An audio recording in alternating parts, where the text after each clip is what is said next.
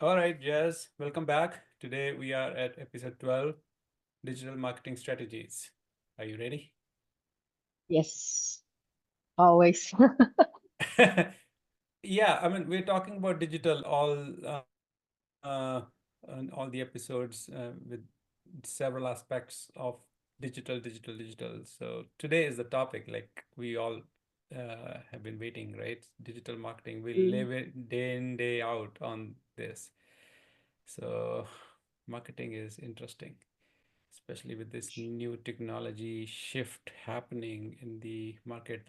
A lot of people are comparing today's technical transformation with dot-com boom a couple of decades ago. So mm, interesting to see how it's shifting lately. mm, Okay, so let's dive in. About environmental impact. Uh, how do digital marketing efforts help green sustainability? I think digital marketing contributes to green sustainability anyways by reducing all those dependencies on resource heavy processes, traditional methods, and it anyways promote environmental practices by uh, saving papers, by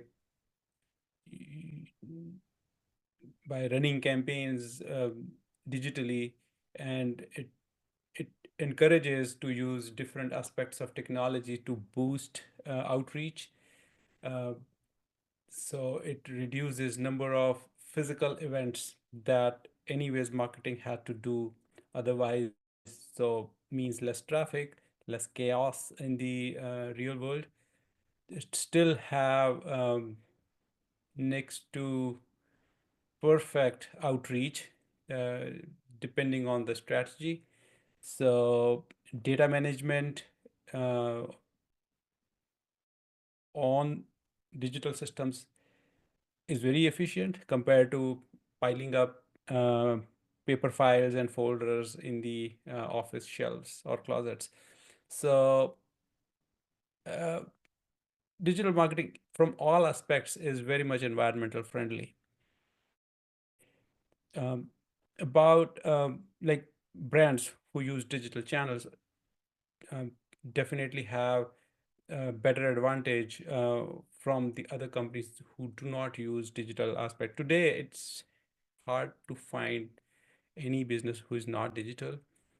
But again, we talk about maturity aspect in this. So who are more mature are more environment friendly and even better efficient from all aspects. So definitely it's eco-friendly.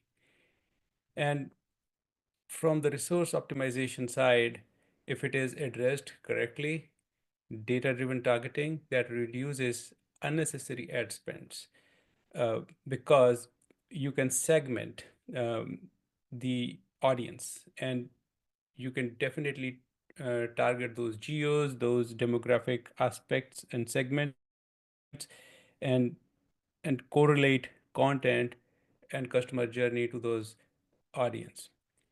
And it also avoids digital clutter because like you're not showing everything to everybody, you're showing the right content to the right person at the right time. It's these the campaigns like this are definitely energy efficient at scale. So it is not just efficient, it can be strategic tool to advancing a brand's environmental responsibility. And all companies um, should focus on optimizing their digital processes. What do you think? yeah, I think um I mean it's like it's a very omni-channel and hybrid world that we live in somewhat right now. There's a very interesting intersection of digital versus traditional.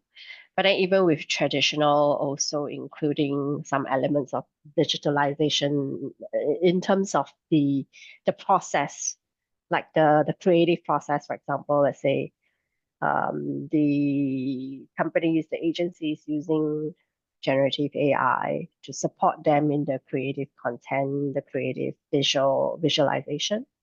Then that get Mhm. produced into the traditional media still, like the traditional out of home, for example, billboards that we're seeing. So that itself, I find that it's quite interesting. But then, of course, going back to strictly from a channel activation perspective, I think when we look at out of home, or those huge billboards, something like I still see them quite a lot when I both in Singapore and when I travel around. They have kind of changed to become digital in that sense. That's what we call like digital out of home screens. Instead of just huge printed billboards on their own. And then even if you are still doing print or digital out of home, we can also still look at green printing technology, for example, printing on sustainable materials and also biodegradable kind of materials, and also how do we do installation without Right. harming the environment, things like that. And then there's also another additional element of what a technology called fake. We call it fake out of home, which is actually a step even further to bring audiences, into the whole physical experience in the comfort of their home digitally, without actually needing to change the actual physical facade. I'm not sure if you've seen a lot of those cases where you are. It's blowing up on social. You have filters that show like there's one that was done with a Korean fake out of home content producer. They do a whole Chupa Chups campaign just using that technology uh, in the theme park. So from the viewer's phone, they see a huge giant Chupa Chup Ferris wheel. But when you're actually at the theme park itself, of course, there's no such Ferris wheel there because it would take so much effort to build it. But the magic of this is the viewers who are looking at it from a social perspective on their phones, they can actually see and visualize what it would be, and they actually absorb into the whole immersive experience. And that's so much more scalable. I call that like almost like borderless kind of marketing and messaging, without needing to I actually love it. disrupt the physical environment. Have a huge chupa chup Ferris wheel there. Yeah. Hmm. Of course, if you want Interesting. to have that, you can, but it will cost you so much. Yeah, Yeah. to have Interesting. it. Yeah. Yeah. That's Mm. awesome. Of course. Borderless marketing. That's the beauty of digital. Yes, borderless. Yes. Absolutely. Okay. Let's jump on to financial implications. What is the cost effectiveness of digital marketing compared to traditional methods? That's obviously advantage with digital. That's significant. It's more cost effective and faster than traditional marketing method. It offers better targeting. It You can measure your ROI in real time, and you can even scale uh, with that real time analytics. You can change your messaging. You can retarget with your content to that person in order to optimize the customer journey efficiently. Um and with all that, imagine like if you have to do that in the traditional method, you send some content to your audience and you understand their response and their reactions, and then you have to adjust and change your strategy. With the traditional method, you have to reinvest a lot of efforts and money to adjust your strategy, and it takes a lot of time, it takes a lot of money. And by the time the strategy is executed and this time to measure, you mean like your opportunity is already gone, most likely. So talking about digital, like it's not just more cost effective, it's much more efficient as well. It delivers more value per dollar by maximizing outreach. You have better control on your campaigns, and you can measure its performance much faster and accurately. making it a smarter investment for businesses of any size. I would rather say it can, um, to the manufacturing business, like it can lower production and distribution cost um, by understanding um, your your your target audience's sentiments, their demand, their emotions. So your campaigns can require less printing and postage, of course, with all this. So content can be created and distributed instantly using emails, using social media, and other channels. So uh, by doing all this, yeah, you're not just reducing waste, but you're more focused and much faster with the right audience. And as I said, like you can definitely understand engagement of your content and campaigns with your audience and readjust on the fly based on performance data and can optimize uh, uh, the next intent-based relationship with your content, so you can um, create high chance of conversion. With the traditional method, it's been very difficult to do that.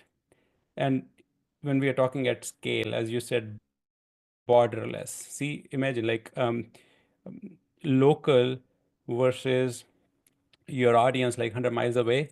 There are different kind of investments, but on digital, when you go to digital side, it doesn't matter 100 miles or 200 or 10. Your campaign is same, your cost is same. So your scalability increases by a very less marginal cost. So overall, it's not even proportional. It is like highly marginal um, cost saving aspect when you go digital on the marketing.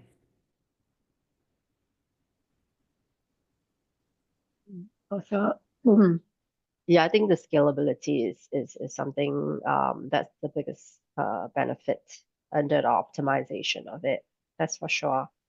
You know, because when we talk about even for the out of home, the digital out of home concept, it's I see it as a smart share ad space, right? Which reduce the number of physical ad placements and spaces that everyone needs, and everybody pays less to get the ad space in that sense.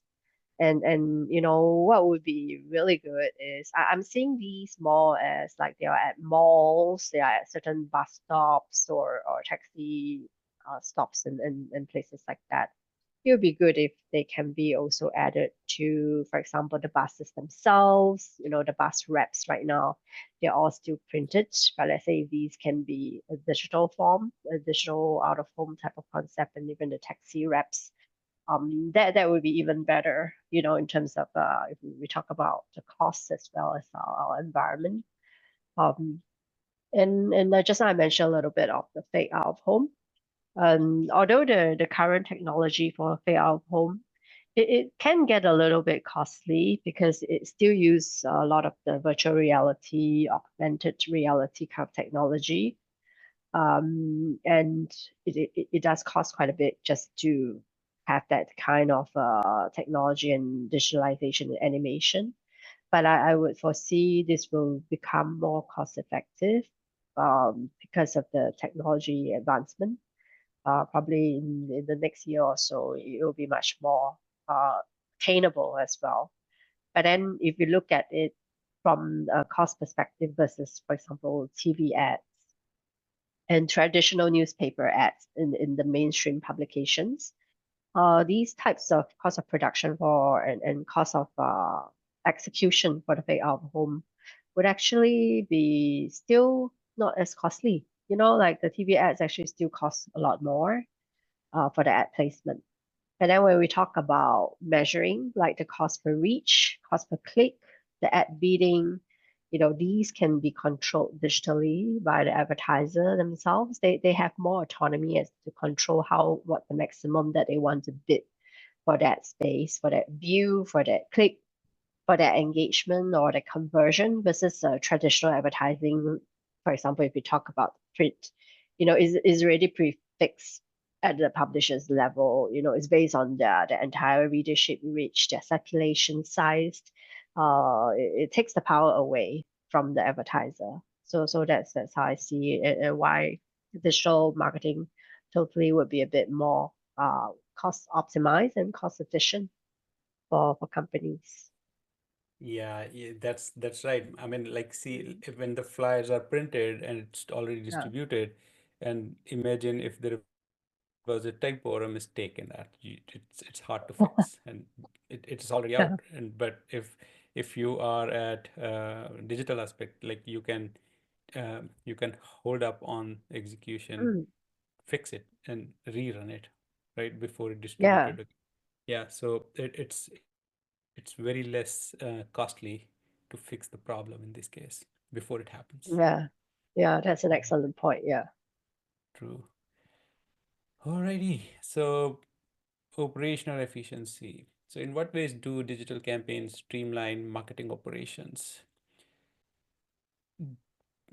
One of these examples I just mentioned about, like, when when you are running a campaign and um, you have a consistent workflow, there are less chances of errors, and there you have better SLA performance, and even collaboration across teams is much more efficient, um, and you're more data driven in this case, so decisions making are easier, faster, and more efficient. When in marketing automation, it's complicated. Like when you are talking about, like, thousands or hundreds of thousands of leads to run, like, on a monthly basis. um, you want to communicate them with email, and retarget them on the website and social media, running paid campaigns. Imagine all this,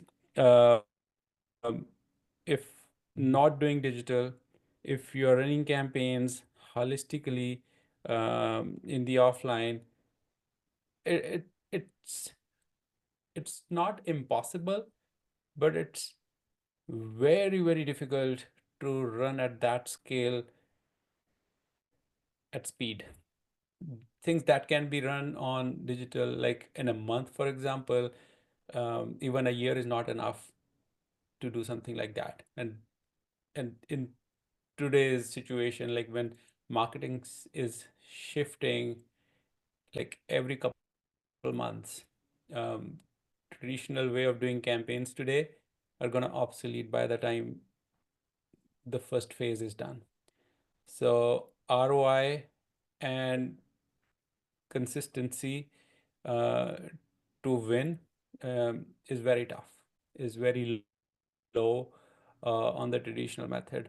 But on the talking about digital, um, r- as soon as your campaign is executed, your emails are out, we can start looking at data right away. I mean, within minutes, you can see Mm, like how many emails are opened, how many of those are clicked, mm, and based on user actions, we can trigger another email automatically mm, to send a follow-up or better value asset to convert those users even faster.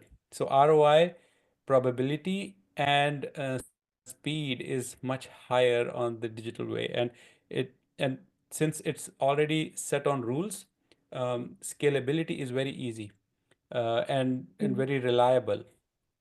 And like, as I mentioned, look, like hundreds of thousands of leads that we're talking about at this point, that one workflow uh, can handle all of them with the same effort as just 100 leads. So mm, you have no limits as long as your systems in the backend can support the load. So, and from that aspect, cloud technology is there to help for scaling and scale out, depending on your loads. Your digital mm, asset management is another pillar to to organize your content using your metadata, and tags in an efficient way. So you can map customer journey touch points with your content, with your persona, uh, with with engagement level, and the potential intent signal of your visitor or your prospect, and show that right content at the right time. So so marketing operations are more efficient this way because with all that tech stack in place. So Mm, digitally, operations um, are highly likely to scale and mm, and and stay robust, um, to run your marketing efforts efficiently. Talking about workflows, which is another great advantage of automation.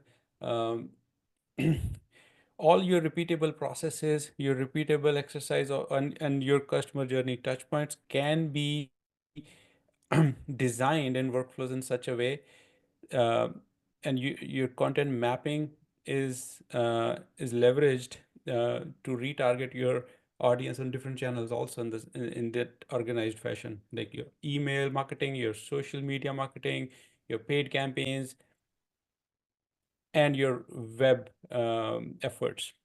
So mm, that, like, for example, if a visitor comes to the website, um, consume some content, but didn't give the contact information, but goes to the search, go to uh, social media, maybe LinkedIn. So imagine mm, LinkedIn will start showing you relevant content based on the customer journey and previous engagement on your website related to if you're running a campaign on LinkedIn.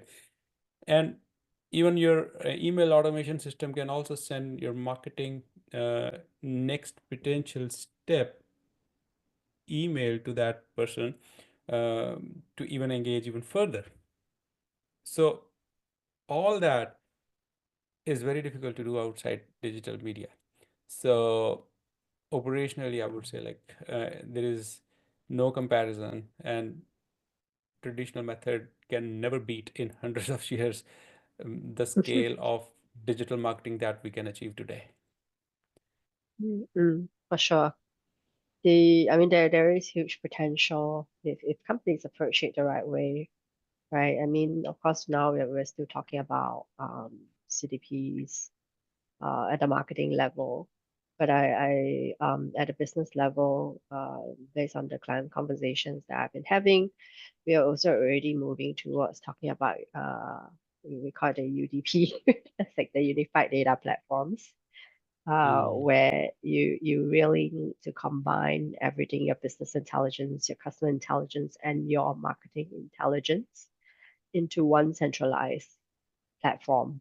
So we call it the centralized marketing and data, customer data platforms, which then, of course, at the marketing level, we talk about the consolidation as well of all the different MarTech tools or channels that we're using for email, like you mentioned, for mobile, for push notifications or push communications, even or for social media content, all the way to web content, for example. And then having a unified way to measure, track the engagement via social, digital advertising, and proactive push communications, proactive customer communications, and then all the way to looking at how we are planning for our campaigns from the get-go, how is we are evaluating those campaign, managing them on a daily basis, and then tracking them using a marketing or project management type of platform, and then how that itself gets integrated as well into the way you are executing them across the teams. And I think when more organizations start um, embracing all these tools, of course, we started adding a lot more tools along the way. So what is happening now, of course, we did talk about this in our earlier podcast with the clutter of the tools, right? And people are not taking stock of all the MarTech technology that have been piling up. It's a bit like at the business level, the whole digital transformation journey. We're not taking stock of all the tech tools that have been piling up. And now with generative AI, I think it adds to the operational efficiency complex because we're adding more tools now. We're creating content, we're creating designs, we're creating even more assets on the fly, and it's so easy to just create it with just prompting. Then I see that from an operational perspective, digital asset management will become a big part of the process, which currently not enough attention is being paid to.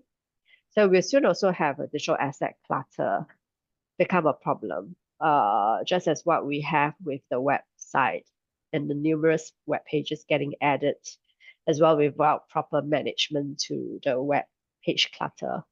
So I guess that it's a fine balance when we talk about efficiency.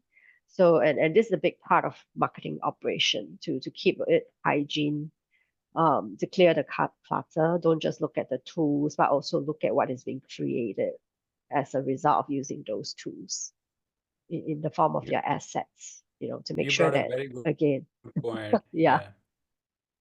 Yeah, you brought a very good point on the digital asset clutter. That's real. I won't deny. I mean, we had to reboot our digital asset management system few times. Like we have to do that like every couple of years because Mm, we start fresh, but as content keeps growing, mm, yeah, it is tough to keep up the hygiene and because business changes, taxonomy changes over time too, so we have to support mm, often like we have to support like assets with previous taxonomy with the new taxonomy, but business runs with new taxonomy moving forward, but like there are systems and customers who are still with old products that we're no longer offering for new customers. So mm, supporting the past and projecting the future, and we live in between.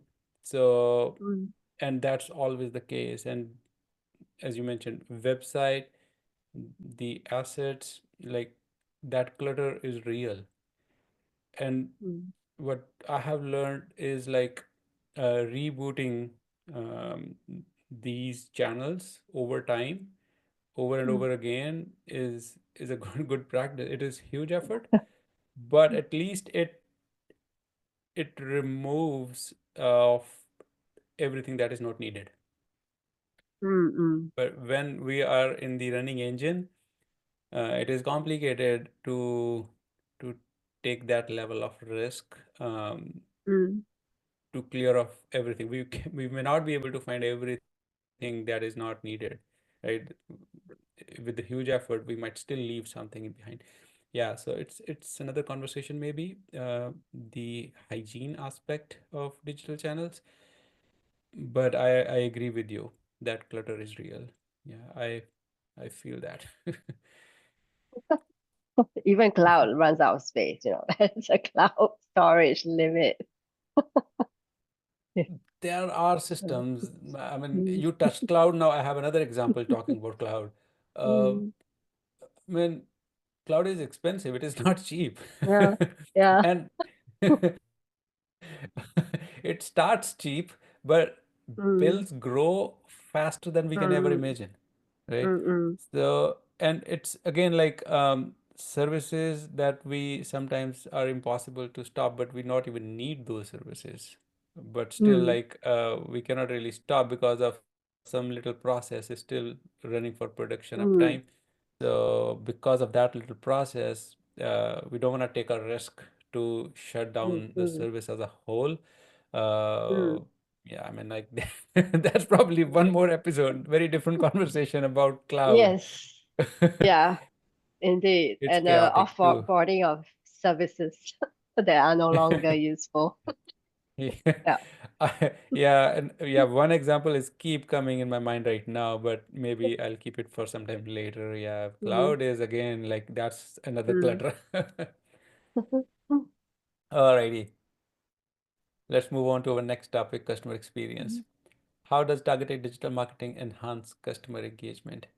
I mentioned before in I think one of those episodes that it's the marketing is all about showing the right content to the right audience at the right time.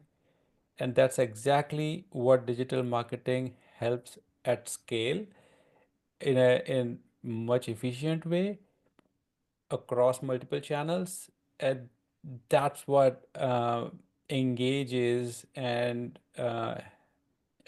benefits businesses within the customer satisfaction. We all want the information that we want to see, not anything that businesses want us to see.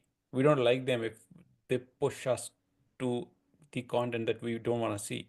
Even if we walk into the store and salesmen show up and start showing us stuff, we don't like them. We tell them, hey, I'll let you know if I need anything. Let me walk around, right? So, I mean, same goes to digital.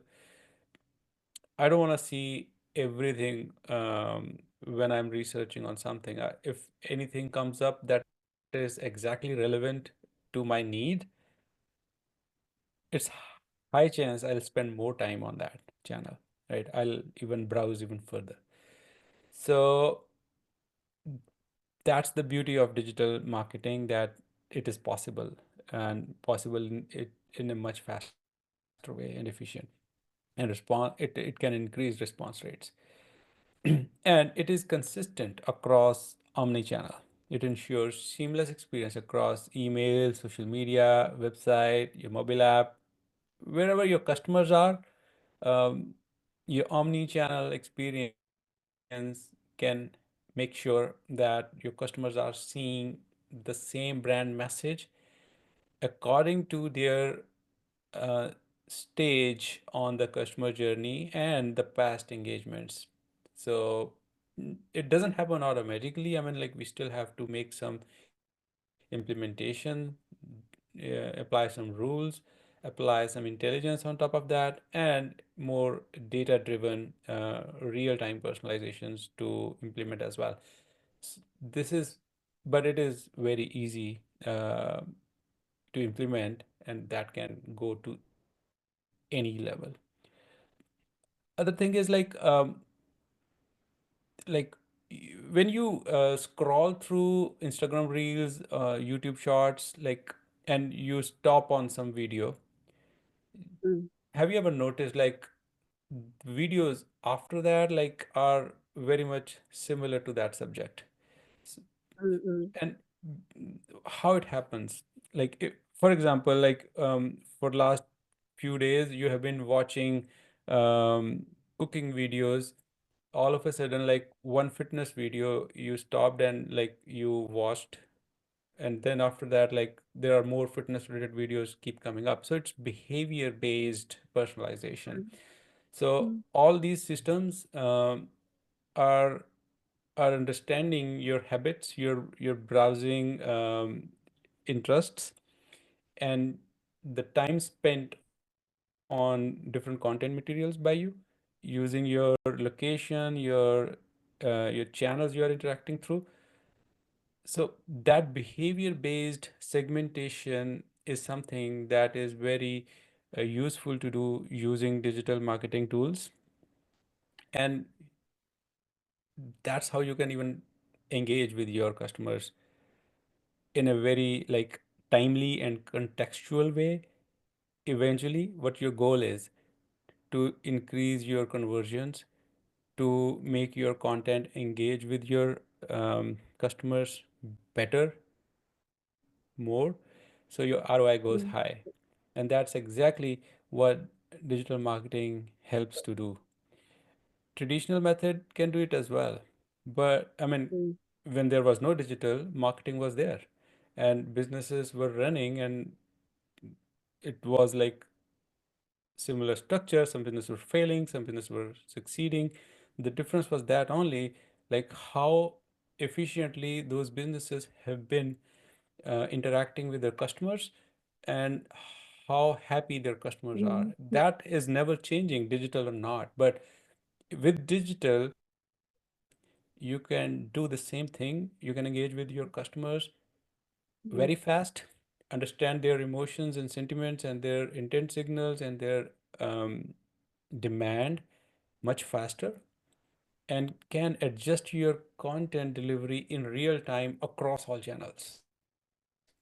You can orchestrate different channels using your metadata behind the screen, understand customers' behavior with your content, even outside your content. Like there are tools available these days using um, marketing services. Third party services can even tell you, okay, if you're targeting a bank, a certain bank to sell your services, what that bank is actually doing on the internet, on other businesses like yours. So you can using those services, you can understand their intent signal and their interest level, and and there are other even more services available to tell you what kind of budget they are carrying right now in their bag.